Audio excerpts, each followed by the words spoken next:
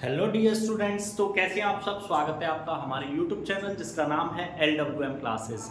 और आज के लेक्चर में बेटा हम बात करने वाले हैं class 10 chapter 3 that is pair of linear equation in two variables. ठीक है। इससे पहले बेटा हम क्लास 9th में एक्सप्रेशंस पॉलिनोमियल वगैरह इन पे डिस्कस कर चुके हैं। ये कुछ ऐसा ही रिलेटेड पार्ट है। तो सबसे पहले हम डिफरेंस समझेंगे बिटवीन एक्सप्रेशन एंड इक्वेशन। देखिए बेटा, एक्सप्रेशन और इक्वेशन में क्या डिफरेंस होता है। ठीक है, एक्सप्रेशंस भी टू वेरिएबल्स में होती हैं, इसके पेयर भी हो सकते हैं। अब इक्वेशंस भी टू वेरिएबल में होती हैं, थ्री वेरिएबल किसी में भी हो सकती हैं, बट इसमें कुछ डिफरेंस रहता है।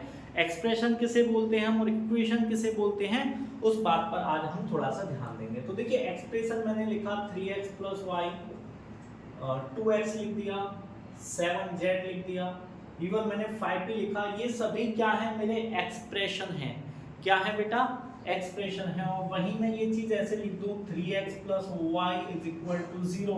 इसमें इक्वल टू का साइन आ गया, तो इसलिए ये क्या हो गई बेटा, इक्वेशन हो गई मेरी। क्या हो गई, इक्वेशन। ठीक है ना। और भी एग्जांपल ले लेते हैं, जैसे मैंने लिखा 7x + 4y + 3 = 0। ये भी एक इक्वेशन हो गई मेरी। क्या हो गई बेटा मेरी, ये भी एक इक्वेशन हो जाएगी। ठीक है, तो ज़्यादा कंफ्यूज नहीं होना है। बहुत अच्छे से आप लोगों को समझ में आ गया होगा what is the different between expressions and equations. ठीक है बेटा, ठीक है बेटा। अब इसके बाद धीरे धीरे करके हम सारे पॉइंट्स को अपने क्लियर करते हुए चलेंगे। तो सबसे पहले हम बात करते हैं कि वन वेरिएबल। अब इक्वेशन है, हमारा चैप्टर का नाम है linear pair of linear equation in two variables. तो हम बात इक्वेशंस पर करेंगे। यहाँ से तो बस हमने ये समझा था what is the difference between expression and equation. ठीक है बेटा, चलिए थोड़ा सा ध्यान देते हैं, आगे बढ़ते हैं। सबसे पहले बात करते हैं वन वेरिएबल में। वन वेरिएबल इक्वेशन कैसी होती है बेटा। ठीक है, जैसे सपोज दैट मैंने लिखा है 2x + y = 3। ठीक है, 2x, ये इसके बेसिक फॉर्मेट में लिखते हैं, ax + 3 = 0। ठीक है, इसमें क्या है, वन वेरिएबल है बेटा। कितना वेरिएबल है, वन वेरिएबल है। ax + b = 0 where a should not is equal to 0। a 0 नहीं होना चाहिए। ठीक है, जहां पर a की वैल्यू 0 नहीं होनी चाहिए, तब हम इसको क्या कहेंगे, linear equation in one variable. यहीं मैं इसको ऐसे लिख दूं ax + by + c = 0। तब यहाँ क्या होगा बेटा, where a and b is not is equal to 0 and a b c belongs करेंगे किससे बेटा, रियल नंबर से। यहाँ पर ए बी सी की कोई भी वैल्यूज हो सकती है, रूट में हो सकती है, फ्रैक्शंस में हो सकती है, पॉइंट में हो सकती है, किसी भी तरीके से यहाँ आपको दी जा सकती है। पॉजिटिव हो सकती है, नेगेटिव हो सकती है। तो इसलिए किससे बिलोंग करेंगे, A B C real number से। But the value of A and B should not be 0, यानी इनकी वैल्यूज 0 नहीं होनी चाहिए। ठीक है बेटा, क्लियर है ये पॉइंट।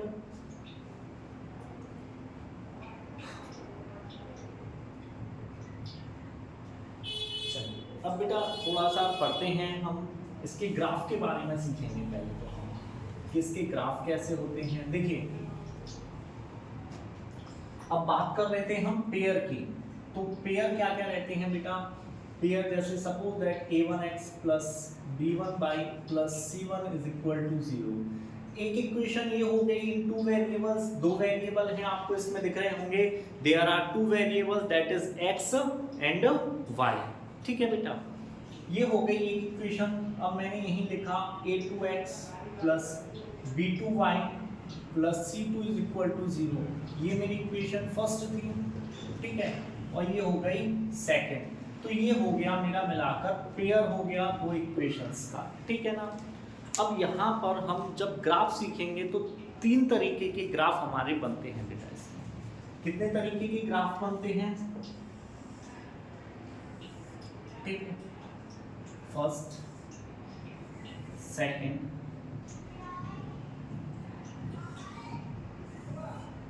एंड थर्ड, ठीक है।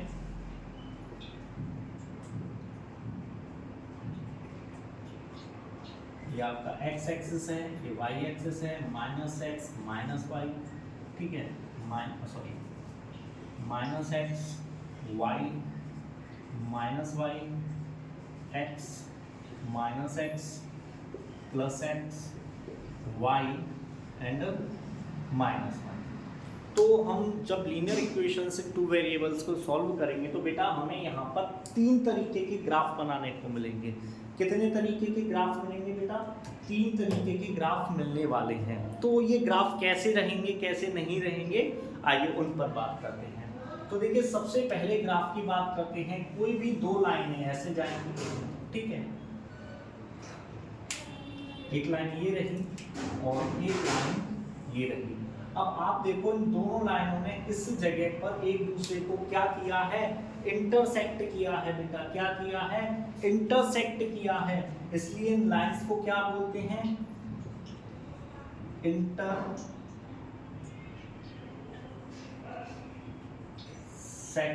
लाइंस। ये कौन सी लाइंस हो जाएंगी? इंटरसेक्टिंग लाइंस, ठीक है। ये कैसी हो जाएंगी? इंटरसेक्टिंग लाइंस, ठीक। देखिए सेकंड में बात चलते हैं। सेकंड जो ग्राफ मिलेगा वो हमें कुछ लाइक दिस मिलेगा बेटा।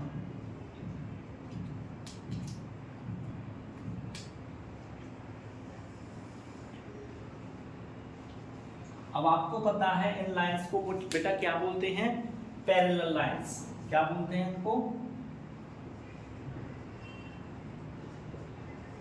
पैरेलल लाइंस, ठीक है। ये इंटरसेक्टिंग लाइन हो गई, ये आपकी पैरेलल लाइंस हो गई। दिखाई तो दे रहा होगा ये ग्रीन मार्कर और रेड मार्कर से यस शो हो रहा है क्लियरली, ठीक है। ये पॉइंट क्लियर है बेटा मेरा। ये हो गई मेरी इंटरसेक्टिंग लाइंस, ये हो गई मेरी पैरेलल लाइंस, ठीक है। इसके बाद चलते हैं नेक्स्ट में बेटा क्या मिलेगा? जैसे कोई भी एक लाइन है ऐसे जा रही, ठीक है, और दूसरी जो लाइन है वो भी इसी के ऊपर जा रही है बेटा, वो भी इसी के ऊपर होकर जा रही है, ठीक है। तो ऐसी लाइंस को हम क्या कहते हैं बेटा? Coincident line.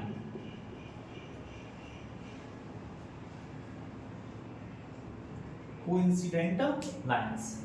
ये हो गई इंटरसेक्टिंग लाइंस, ये हो गई पैरेलल लाइंस, ये हो गई कोइंसिडेंट लाइंस।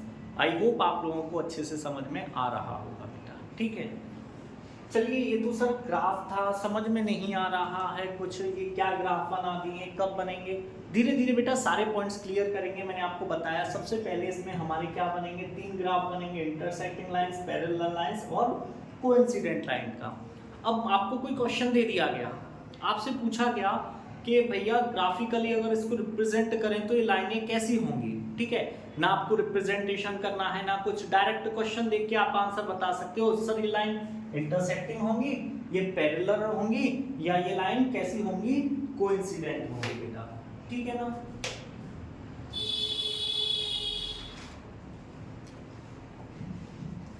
ठीक है बेटा, चलिए तो इस पर बात करते हैं। देखिए अभी मैंने यहाँ कुछ वैल्यूज लिखी हैं बेटा, ठीक है।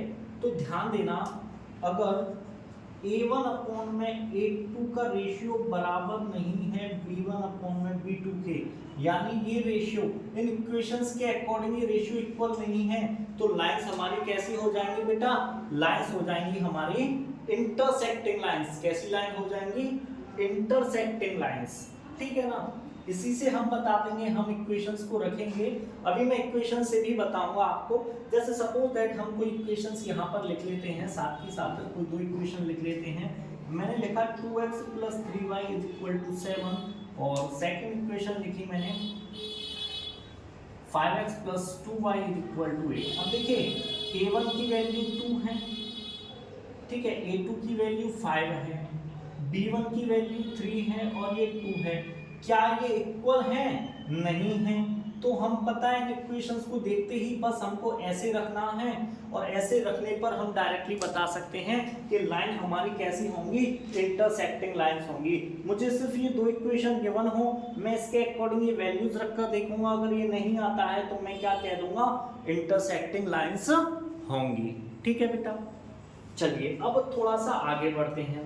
अब सपोज दैट आपको ये मिल जाए कि a1 अपॉन में a2 is equal to b1 upon में b2, ये इक्वल मिल जाए, but is not is equal to c1 upon c2, तो लाइनें कैसी होंगी बेटा मेरी, पैरेलल लाइंस होंगी। कैसी लाइंस होंगी, पैरेलल लाइंस होंगी। ठीक है, कैसी लाइंस होंगी बेटा, ये अगर a1 अपॉन a2 का रेशियो बराबर है b1 अपॉन b2 के रेशियो के, बट ये बराबर नहीं है c1 अपॉन c2 के रेशियो के, तो लाइंस कैसी हो जाएंगी बेटा मेरी, पैरेलल हो जाएंगी। आइए इक्वेशन से समझते हैं बेटा, यहाँ पर दो इक्वेशंस लिख लेते हैं। देखिए मैंने लिखा 2x plus 3y is equal to 5, यहाँ लिखा 4x plus 6y is equal to 1। ठीक है, अब आप देखो a1 अपॉन a2 ये कितना हो जाएगा कट होने के बाद 1/2, ठीक है ना, रेशियो 3/6 ये भी कितना हो जाएगा 1/2, बट ये वाली वैल्यू क्या रहेगी 5/1। ये तो इक्वल है बट ये इक्वल नहीं है, तो मुझे ऐसी इक्वेशन गिवन होगी, मैं इस इक्वेशन को देख के बता सकता हूँ लाइंस मेरी कैसी होंगी, पैरेलल्स होंगी। ठीक है, लाइन कैसी होंगी बेटा मेरी, लाइन मेरी पैरेलल होंगी। ठीक है, चलिए नेक्स्ट बात करते हैं हम कोइंसिडेंट लाइंस की। कोइंसिडेंट लाइंस में क्या होता है, देखिए a1 अपॉन में a2 बराबर होना चाहिए b1 अपॉन b2 और बराबर होना चाहिए c1 c2 के। ठीक है, अगर ये वैल्यूज मेरी इक्वल आ रही हैं, अगर ये वैल्यूज मेरी बेटा इक्वल आती हैं किसी इक्वेशन में, तो इसका मतलब लाइनें कैसी हैं, कोइंसिडेंट, यानी कि जो एक के ऊपर एक हो। और इसके अभी सॉल्यूशंस की बाद में बात करेंगे, अभी तो सिर्फ हम उनका जो निकालने का तरीका है, यानी हम डायरेक्टली इक्वेशन से आंसर दे सकते हो, वो कैसे करना है अभी बस उस पर ध्यान देना है। जब हम इसके क्वेश्चंस करने बैठेंगे तब बेटा हम हर पॉइंट्स को और अच्छे से क्लियर कर लेंगे। ठीक है बेटा, तो बात कर रहे थे हम पैरेलल लाइंस की। पैरेलल लाइंस में ये होता है, चलिए कोई दो इक्वेशंस बना के देखते हैं। मैंने लिखा 5x plus 2y is equal to 7, और सेकेंड इक्वेशन लिखी मैंने 15x plus 6y is equal to 21।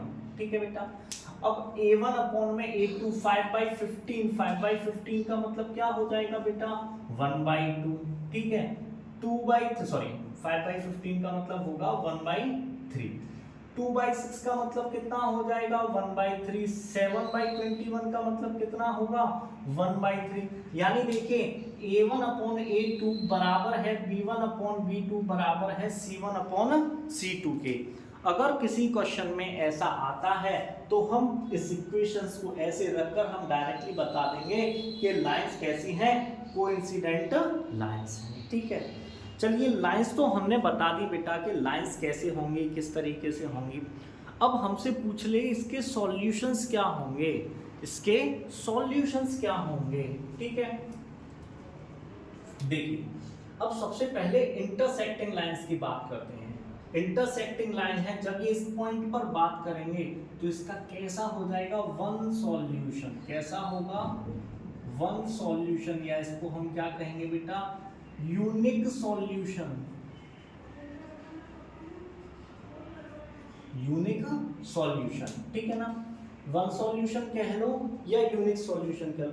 ये दोनों लाइनें एक दूसरे को टच ही नहीं करेंगी बेटा कहीं पर, ये दोनों लाइनें कहीं एक दूसरे को टच नहीं करेंगी, तो इसमें whatever the value of x and y, ये कहीं भी एक भी वैल्यूज को सेटिस्फाई नहीं करेंगे, एक भी वैल्यूज को ये सेटिस्फाई नहीं करेंगे। जब ये एक भी वैल्यूज को सेटिस्फाई नहीं करेंगे तो बेटा इसका क्या हो जाएगा, इसका हो जाएगा नो सॉल्यूशन। क्या हो जाएगा बेटा नो सॉल्यूशन। ठीक है, इसका तो कोई सॉल्यूशन ही नहीं हो सकता, क्योंकि कोई भी ऐसा पॉइंट नहीं आएगा जहां पर x और y की वैल्यूज इन दोनों ही इक्वेशंस को सेटिस्फाई कर पाएंगे। तो इसका मीन्स क्या हो जाएगा, नो सॉल्यूशन होगा बेटा, यानी इसका कोई भी सॉल्यूशन नहीं होगा। ठीक है, चलिए बात करते हैं कोइंसिडेंटल लाइंस की। कोइंसिडेंटल लाइंस होंगी, अब आप देखो बेटा ये तो एक मैं कहीं पर भी निकालूं, यहाँ पर निकालूं तो भी जो x की वैल्यू फर्स्ट इक्वेशन में है सेकंड में भी वही होगी, इस पॉइंट पर निकालता हूं तब भी वही होगी, किसी भी पॉइंट पर निकालूंगा तो हर पॉइंट पर वैल्यू सेटिस्फाई करेंगे दोनों ही इक्वेशंस को। बहुत सारे पॉइंट्स हम इस पर बना सकते हैं, ठीक है ना। तो ध्यान रखना, इसलिए इसके कैसे हो जाएंगे, इनफाइनाइट सॉल्यूशन। क्या हो जाएंगे बेटा इसके, इनफाइनाइट सॉल्यूशंस हो जाएंगे। आई होप आपको बेटा अच्छे से समझ में आ रहा होगा कि मैं क्या कहना चाहता हूँ। कोइंसिडेंटल लाइन होंगी तो इनफाइनाइट सॉल्यूशंस हो जाएंगे। चलिए सर, हमने दो चीजों पे बात कर ली, एक तो ग्राफ कैसे बनेंगे, इंटरसेक्टिंग लाइंस कब बनेगा, पैरेलल लाइंस का बनेगा, कोइंसिडेंटल लाइंस का। ये ग्राफ कब कब बनेंगे तो हमने देख लिया, अगर a1/a2 is not is equal to b1/b2 है तो कैसा होगा, इंटरसेक्टिंग लाइंस वाला ग्राफ होगा। वहीं a1/a2 is equal to b1/b2 है but not is equal to c1/c2 होगा, तो हमारा ग्राफ कैसा बनेगा, पैरेलल लाइंस वाला बनेगा। ठीक है, और वहीं पर हमारा a1/a2 बराबर b1/b2 बराबर c1/c2 के होगा, तो हमारा जो ग्राफ बनेगा वो कैसा बनेगा बेटा, कोइंसिडेंटल लाइंस। तो यानी ये लाइन से कैसे हो जाएंगी, कोइंसिडेंटल लाइंस। ये पॉइंट क्लियर हुआ। अब बात कर रहे थे हम कि सॉल्यूशंस कितने होंगे। अगर इंटरसेक्टिंग लाइन से होंगी तो वन सॉल्यूशन बोल दो या यूनिक सॉल्यूशन बोल दो, क्योंकि इस पॉइंट पर जहां पर ये दोनों लाइनें एक दूसरे को इंटरसेक्ट करेंगी बेटा, उस जगह पर इसका एक यूनिक सॉल्यूशन होगा। ठीक है ना। पैरेलल लाइंस ये दोनों तो एक दूसरे को कहीं ना इंटरसेक्ट करेंगी, एक दूसरे से मिलेंगी नहीं, तो इस वजह से इसकी कोई भी x और y की वैल्यू ऐसी नहीं आएगी कि जो दोनों इक्वेशंस को सेटिस्फाई कर सके, तो इसका क्या हो जाएगा, नो सॉल्यूशन। थर्ड वाले पे बात करते हैं, तो बेटा ये तो कोइंसिडेंटल लाइन है, यहाँ तो किसी भी पॉइंट पर मैं कहीं पर भी वैल्यूज निकालूं वो दोनों ही इक्वेशंस को क्या करेंगे बेटा, इन दोनों ही इक्वेशंस को सेटिस्फाई करेगा, तो इसके लिए इसके क्या हो जाएंगे, इनफाइनाइट सॉल्यूशन। दो पॉइंट क्लियर हो गए। अब कुछ एक पॉइंट और होता है, कंसिस्टेंट एंड इनकंसिस्टेंट। ठीक है, तो बेटा जिस चीज में नो सॉल्यूशन होगा वहां होगी इनकंसिस्टेंट, और जहां सॉल्यूशन आ रहे हैं चाहे वन सॉल्यूशन होगा, एटलीस्ट वन तो होना ही चाहिए, वन से कम है तो वहां तो इनकंसिस्टेंट लाइंस हो जाएंगी। अब पूछा जाए मुझसे कि सर ये बताइए यहाँ पर ये लाइनें इंटरसेक्टिंग हैं, एटलीस्ट यूनिक सॉल्यूशन यानी वन सॉल्यूशन तो है इसका। अब बेटा वन सॉल्यूशन होगा तो मैं क्या कहूँगा, ये कैसी हैं, कंसिस्टेंट। ठीक है, कैसी हैं, कंसिस्टेंट। ठीक है बेटा, आई होप आप लोगों को बेटा अच्छे से समझ में आ रहा होगा। ठीक है, अब देखिए यहाँ पर तो कोई सॉल्यूशन ही नहीं है, जहां नो सॉल्यूशन है मैंने कहा एटलीस्ट वन सॉल्यूशन तो होना चाहिए तभी वो कंसिस्टेंट होगी, अदरवाइज नहीं होगी। अब देखिए ये रही पैरेलल लाइंस, नो सॉल्यूशन है और नो सॉल्यूशन है तो ये कैसे हो जाएंगी, इनकंसिस्टेंट। कैसी हो जाएंगी बेटा, इनकंसिस्टेंट हो जाएंगी ये लाइन से, कैसी हो जाएंगी, इनकंसिस्टेंट। अब चलिए बात करते हैं, अगर कोइंसिडेंटल लाइन है, मैंने आपको अभी जस्ट बताया कंसिस्टेंट होने के लिए एक यूनिक सॉल्यूशन होना, एटलीस्ट वन सॉल्यूशन उसका होना चाहिए, बट यहाँ तो इनफाइनाइट सॉल्यूशन है। ठीक है, यहाँ कैसे हैं, इनफाइनाइट है, वन से तो बहुत ज्यादा है, हमें तो सिर्फ वन चाहिए था, तो यहाँ पर भी लाइंस कैसी हो जाएंगी बेटा हमारी, कंसिस्टेंट। कैसी हो जाएंगी बेटा, कंसिस्टेंट लाइंस यहाँ पर हमारी हो जाएंगी। ठीक है, ठीक है बेटा, यूनिक सॉल्यूशन जो होता है यहाँ पर इन लाइंस को कंसिस्टेंट भी कहते हैं, या इसको consistent system of independent equations, consistent system of independent equation भी कहते हैं, बट ये आपके सिलेबस का नहीं है, आपको तो सिर्फ ये देखना है कंसिस्टेंट है या इनकंसिस्टेंट है। तो कंसिस्टेंट कहाँ होगी बेटा, जहां पर एटलीस्ट उसका वन सॉल्यूशन तो होना ही चाहिए, एटलीस्ट उसका एक सॉल्यूशन होगा, तभी वो कैसी होगी बेटा, हमारी कंसिस्टेंट होगी, अदरवाइज वो कैसी हो जाएगी, इनकंसिस्टेंट हो जाएगी। ठीक है बेटा, आई होप आप लोगों को अच्छे से समझ में आ गया होगा। ठीक है, चलिए ये पॉइंट क्लियर हुआ, आगे के पॉइंट पर हम बात करते हैं। चलिए बेटा बात करते हैं आगे, कुछ पॉइंट्स हैं जो अभी मैंने बात किया, मैं उनको एक शॉर्ट डिटेल में आपके लिए लिख देता हूं, सो दैट कि आप उसको अच्छे से लर्न कर सको। ठीक है, सबसे पहले हम बात करते हैं ग्राफ में ही, अगर हमारी लाइंस कैसी हैं, इंटरसेक्टिंग हैं, इंटरसेक्टिंग लाइंस हैं, तो ये इक्वेशंस क्या होगी बेटा, a1 अपॉन में a2 is not is equal to होगा b1 अपॉन में b2 के, और इसका कैसा सॉल्यूशन होगा बेटा, यूनिक सॉल्यूशन, यूनिक सॉल्यूशन होगा, और लाइंस कैसी होंगी बेटा हमारी, कंसिस्टेंट, कैसी होंगी बेटा, कंसिस्टेंट होंगी। ठीक है, सेकंड है हमारा, अगर कैसी हैं, पैरेलल हैं, पैरेलल लाइंस हैं, तो बेटा क्या होगा, a1 अपॉन में a2 जो होगा वो इक्वल टू होगा b1 अपॉन b2 के, but not is equal to होगा c1 अपॉन c2 के। ठीक है, यहाँ कैसा होगा सॉल्यूशन, सॉल्यूशन नो सॉल्यूशन, यहाँ तो कोई सॉल्यूशन ही नहीं होगा। ठीक है,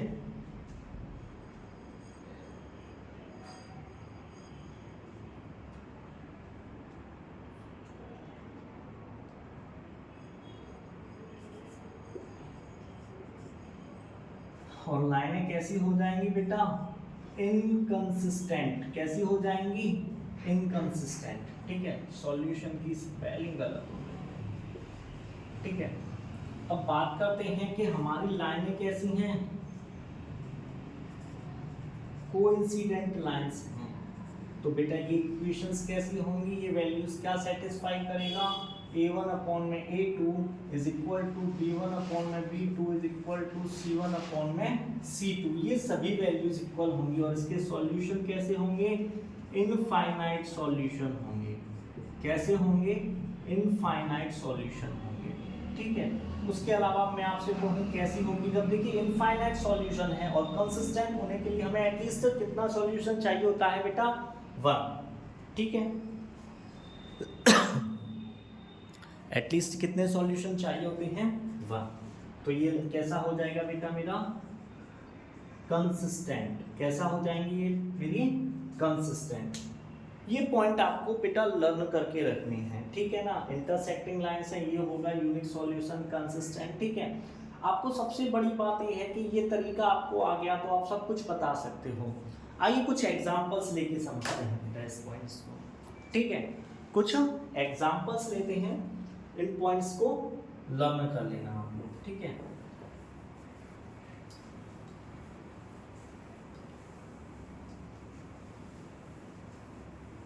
देखिए बेटा सबसे पहले हम बात करते हैं, मैंने आप लोगों से ये इक्वेशन लिखी, मैंने लिखा 7x + 3y = 4 एंड 14x +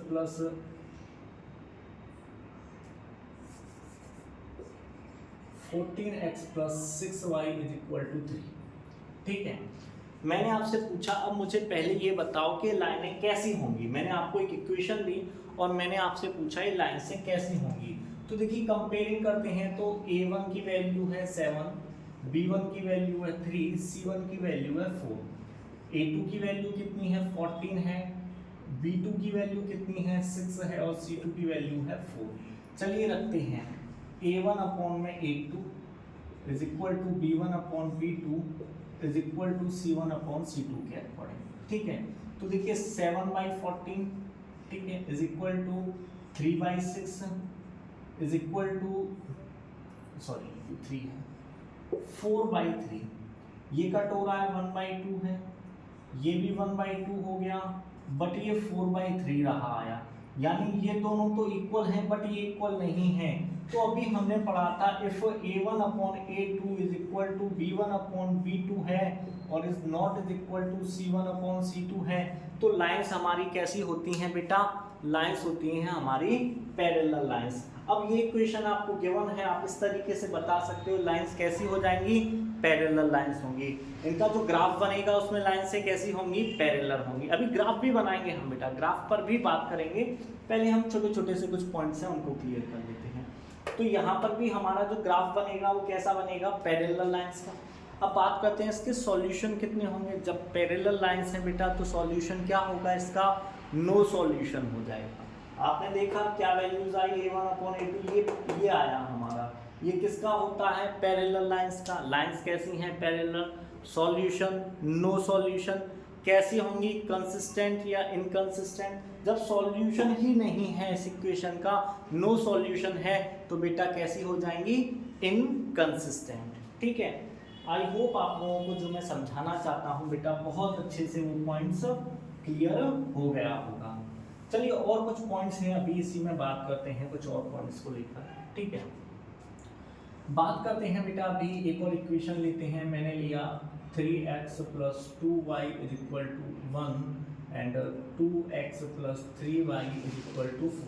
ठीक है, अब देखिए वही मैंने a1 की वैल्यूज कितनी आई है मेरी 3, b1 की वैल्यूज है 2, c1 की वैल्यूज है 1, a2 की वैल्यूज है 2, b2 की वैल्यूज है 3 और c2 की वैल्यू जो है वो है मेरी 4। ठीक है, यहाँ तक के पॉइंट्स आप लोगों को क्लियर हैं। चलिए अब थोड़ा सा आगे बढ़ते हैं बेटा, देखिए वही देखते हैं a1/a2 वाला क्या होता है, b1/b2, c1/c2। a1 की वैल्यू है 3/2, b1 की वैल्यू b1 b2 हो गए 2/3, ये हो गए 1/2। तो देखिए यहाँ तो पहली बात तो ये दोनों इक्वल नहीं हुए हैं, तो इसको ही जब यही इक्वल नहीं है, थर्ड वाले को हमें कुछ नहीं देखना है, ये दोनों ही जब इक्वल नहीं है तो लाइंस कैसी हो जाएंगी बेटा, आपको अभी मैंने कराया था a1/a2 अगर इक्वल नहीं है b1/b2 के, ठीक है, तो लाइंस कैसी होती हैं बेटा मेरी, इंटरसेक्टिंग।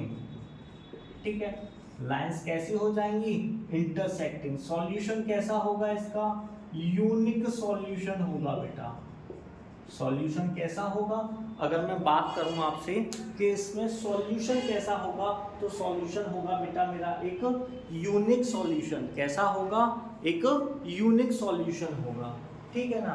अब बात की जाए कि यहाँ पर कंसिस्टेंट होंगी या इनकंसिस्टेंट होंगी। ठीक है बेटा, यहाँ पर लाइंस जो हैं वो कंसिस्टेंट होंगी या इनकंसिस्टेंट होंगी। तो हमने देखा यहाँ पर एक यूनिक सॉल्यूशन है, और कंसिस्टेंट होने के लिए क्या होना चाहिए, मैंने अभी आपको थोड़ी देर पहले बताया था, कंसिस्टेंट होने के लिए क्या चाहिए, एटलीस्ट वन सॉल्यूशन तो होना चाहिए। अब यहाँ वन सॉल्यूशन तो है, ठीक है, तो ये कैसी हो जाएंगी लाइंस मेरी, कंसिस्टेंट। ठीक है बेटा, आई होप सो बेटा जो अभी तक मैं आपको समझाना चाहता था वो आप लोगों के समझ में आ गया होगा। ठीक है, क्लियर है बेटा यहाँ तक का पॉइंट।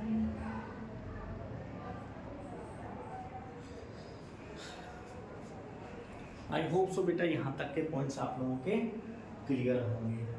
ठीक है, अब देखिए कुछ एक एग्जांपल लेके देखिए और किस तरीके के क्वेश्चंस इस बेस पर आते हैं उससे बात करते हैं। अभी ग्राफ को हम करेंगे, डोंट वरी, ग्राफ भी अभी तो बहुत कुछ करना बाकी है बेटा इसमें हमें।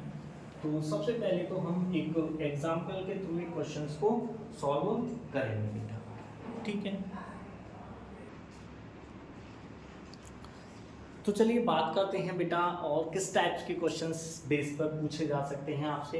अभी मैंने जो आपको बताया वो आपको डायरेक्टली 2 इक्वेशंस गिवन देगा और आपसे पूछा जाएगा एग्जाम में कि लाइंस कैसी हैं, पैरेलल हैं, इंटरसेक्टिंग हैं या कोइंसिडेंटल लाइन हैं, कैसे हैं, कंसिस्टेंट है, इनकंसिस्टेंट, इनसे सॉल्यूशंस कैसे होंगे, तो मैंने आपको लास्ट जो एग्जांपल किए थे उनसे आप लोगों के अच्छे से समझ में आ गया होगा बेटा, और किस टाइप्स के क्वेश्चंस इस बेस पर पूछे जा सकते हैं। तो आइए एक ऐसा ही क्वेश्चन यहाँ पर हमें गिवन है, for what value of k does the system of linear equation 2x + 3y = 7 and k - 1x + k + 2y + 3k है इनफाइनाइट नंबर ऑफ सॉल्यूशन। उसमें कहा है k की किस वैल्यू के लिए इन दोनों इक्वेशंस के जो होंगे इनफाइनाइट नंबर ऑफ सॉल्यूशंस होंगे। ठीक है बेटा, तो अभी हम देख लेते हैं। सबसे पहले हम वैल्यूज रखते हैं। a1 की वैल्यूज है 2, b1 की वैल्यू है 3, c1 की वैल्यू है 7, a2 की वैल्यूज है k - 1, b2 की वैल्यूज है k + 2 एंड c2 की वैल्यूज जो है वो है मेरी 3। ठीक है, अब देखिए बेटा इसमें इनफाइनाइट नंबर ऑफ सॉल्यूशन है। कितने सॉल्यूशन हैं? इनफाइनाइट नंबर ऑफ सॉल्यूशन है। तो इनफाइनाइट नंबर ऑफ सॉल्यूशंस होते हैं तो क्या होता है, a1/a2 बराबर होता है b1/b2 बराबर होता है c1/c2 के, यानी the values of a1/a2 is equal to b1/b2 is equal to c1/c2। ये तीनों ही रेशियोज कैसे आएंगे, इक्वल अगर आ रहे हैं तो इनफाइनाइट नंबर ऑफ सॉल्यूशन होता है। ठीक है, तो ये तो क्वेश्चन में गिवन है तो हमने ये रख लिया। चलिए वैल्यूज रखते हैं a1 a2 b1 b2 c1 c2 की। देखिए a1 की वैल्यू है 2, a2 की वैल्यूज है k - 1, ठीक है, b1 की वैल्यूज है 3 और b2 की वैल्यूज है k + 2, c1 की वैल्यू है 7 और c2 की वैल्यू है बेटा 3k। तो आप इसमें से कोई भी दो पेयर ले लीजिए, आप चाहो ये दो ले लो, आप चाहो ये दो ले लो, आप चाहो तो इसको और इसको ले लो। बेटा इन सभी का रेशियो कैसे आएगा, इक्वल ही आएगा। रेशियो कैसा आएगा, इक्वल ही आएगा। तो मैंने क्या किया, इसमें से दो को ले लिया, दो यही वाले ले लेते हैं। मैंने क्या किया, 2/k - 1 is equal to 3/k + 2। ये दोनों ही वैल्यूज कैसी हैं, इक्वल आएंगी बेटा, इक्वल आएंगी। चलिए क्रॉस मल्टीप्लाइज करते हैं, ये हो जाएगा मेरा 2k + 4, 2k + 4 इधर करेंगे हो जाएगा 3k - 3। ठीक है, 2k + 4 इधर 3k - 3, इसको इधर ट्रांसफर करते हैं तो ये कितना हो जाएगा, 2k - 3k is equal to -3 already है, ये +4 इधर से इधर जाएगा, ये क्या हो जाएगा -4। यहाँ पर क्या आएगा बेटा, मेरा माइनस का k आ जाएगा, 2k में से एक k जाएगा, सॉरी 3k में से 2k जाएंगे, माइनस का k बचेगा एंड -3 - 4 कितना हो जाएगा, -7। माइनस से माइनस कट जाएगा बेटा, मेरे पास आंसर आ गया, k की वैल्यू क्या आ गई, 7 आ गई। ठीक है ना बेटा, तो आपको वो क्वेश्चंस में देगा या तो इनफाइनाइट नंबर ऑफ सॉल्यूशन होंगे या वो लाइन से कैसी होंगी, पैरेलल लाइन से होंगी। तो आपसे कहेगा कि बताइए भैया k की वैल्यू क्या है, या कोई भी और पॉइंट दे सकता है, कोई भी एनी इंग्लिश अल्फाबेट में से कुछ भी हो सकता है जिसकी वैल्यू वो आपसे पूछ सकता है। तो कुछ इस टाइप्स के क्वेश्चंस भी आपको इससे रिलेटेड पूछे जाते हैं बेटा।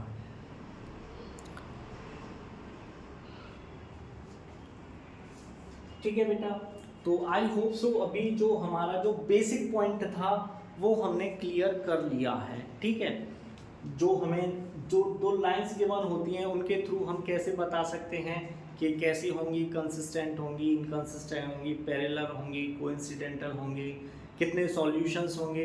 तो ये सारी चीज़ें आई होप सो बेटा आपके समझ में बहुत अच्छे से आ गई होंगी। ठीक है ना, आगे का जो पॉइंट है वो रहे हैं इसके ग्राफ बनाने का, इक्वेशंस को सॉल्व करने का मेथड होते हैं, एलिमिनेशन मेथड होता है, ठीक है, सब्स्टिट्यूशन मेथड होता है एंड क्रॉस मल्टीप्लिकेशन मेथड होता है, जिसमें कि आपके सिलेबस में अब क्रॉस मल्टीप्लिकेशन नहीं है, उसको आपके सिलेबस से आउट कर दिया गया है। ठीक है बेटा, बट फिर भी हम एक बार समझेंगे जरूर कि एक्चुअल में था तो आपके सिलेबस में, अब नहीं है तो क्या हुआ, फ्यूचर में आपको काम दे।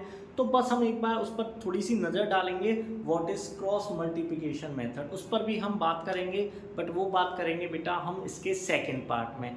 फर्स्ट पार्ट में आज के लिए इतना ही बहुत है। ठीक है, अब मिलेंगे हम नेक्स्ट लेक्चर में, नेक्स्ट वीडियो में, वहाँ पर बात करेंगे इससे आगे का जो भी पार्ट्स है। ये हमारा जो बेसिक पॉइंट है वो हमारा बेसिक पॉइंट क्लियर हो गया है। इसकी हेल्प से आप अपनी एक्सरसाइज 3.1 को इजीली सॉल्व कर सकते हो बेटा, ठीक है ना। इसकी हेल्प से आप अपनी इजीली सॉल्व कर सकते हो। आई होप सो आप लोगों को सब कुछ समझ में आ गया होगा बेटा। अब अगर आपके लोगों के सब कुछ समझ में आ गया है तो बेटा वीडियो को जल्दी से लाइक कीजिए, अपने दोस्तों के साथ शेयर कीजिए, बेल आइकन दबाना ना भूलें, और बेटा ज़्यादा से ज़्यादा हो सके अपने दोस्तों के साथ शेयर कीजिए। यही वो टाइम है जिस टाइम आप अपनी जो भी मैथ पीछे रह गई है उसको कवर कर सकते हो, और कवर करना है तो सब्सक्राइब करना ना भूलें LWM classes. Have a nice day बेटा।